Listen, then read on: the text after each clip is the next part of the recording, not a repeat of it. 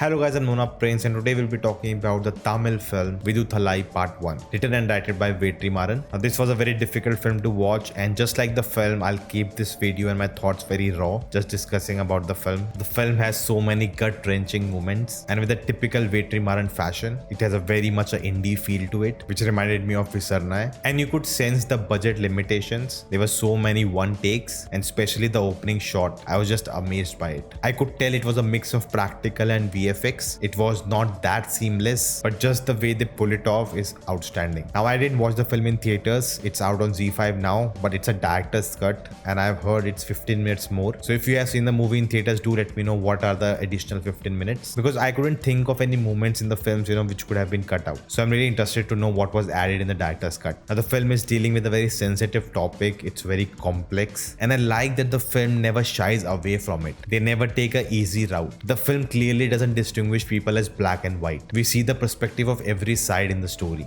be it the police, be it the villagers, be it the rebels, and that is very, very important. Everything stays in the gray area. Every character, what they are doing, they have their own reasoning to it, and we sitting outside cannot judge them if they are right or wrong. It's very easy to do, but the film never does that. And we see how people in power misuse it, how there are ulterior motives people have. It's about satisfying their ego. They want to show that they are superior to others. There's caste discrimination, there's corruption. We see the police torture, we see the heinous crimes which are done in the name of creating peace, and we see the truth of disturbed areas, and there are so many like that throughout the country. And the film is set in a period, but it's still true for today. And Vetrimaaran is such a bold filmmaker. He never shies away from showing the truth and reality. He takes it so far that it's not just retelling of the events, but it feels like as if he documented it. And the injustice portrayed in the film, there's a very fine line of you using the misery of the people to sell your film, or you really care about the issue and want to create awareness. And this film lies in the latter one. And in all of this, he does a great job at setting up this world. We understand the workings of it, how the police works, what are the laws, what are the rules of this land, and you can tell a lot of research has gone behind it. And in all of this, he also included a charming love story. Now, I was not a fan of the editing of the film. It was just very choppy. Over that, there were so many dialogues, and then you have to follow the subtitles also. And on Z5, the subtitles are so small at the bottom of the screen, so it was not a great experience. With the cinematography also, they kept it very raw and simple, but there were some moments which really stood out to me and really took me out of the film. It will be just a scene of a superior officer talking to his subordinates, and in that scene we'll be cutting to 8 to 9 camera angles placed very, very differently. And I was thinking maybe he's going for a style, but really it was very distracting. The music and sound felt little off. Suddenly it will show up and suddenly it will just go away. The whole cast did a really, really good job. Now, I know everyone talks about Soori's performance in this. He's known to do comedy roles, but this was the first time he was leading the film. Now, I have not seen any of his previous performance, so I cannot really judge that. But what I saw in this one, he did a really good job. Vijay Sethupathi, at least in the first film, was just there as a cameo. And the way the film ended, we also got a tease for the next film, which I thought they maybe showed too much. Like, I can place those scenes in the order they will happen. And now the only question left is how will that happen? Now, this is not a film that you want to watch again and again, because it doesn't make you feel good. But I will be looking forward to the part 2 because of the unapologetic and unfiltered storytelling of Vetrimaaran. Now, in this video, I talked about did Mani Ratnam did justice to Ponniyin Selvan. To know that, you can check out this video. Do let me know your thoughts about the film in the comments below. If you like this, hit the thumbs up button, share this, and I'll see you next time.